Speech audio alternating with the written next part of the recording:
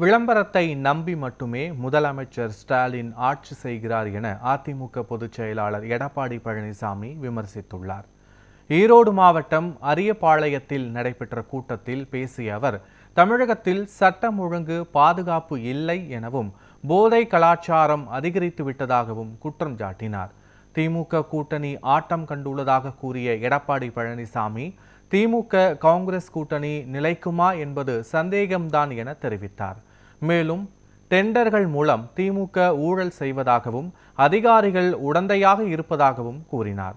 அதிமுக ஆட்சி அமைந்ததும் மாணவர்கள் வங்கிகளில் பெற்ற கல்வி கடன் தள்ளுபடி செய்யப்படும் எனவும் இபிஎஸ் உறுதியளித்துள்ளார். 32 டெண்டர் போடுறாங்க.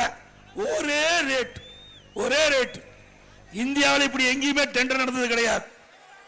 ஒரே ரேட்ல 32 டெண்டர். அந்த ஊழல் நீதிமன்றத்தில் நிக்குது.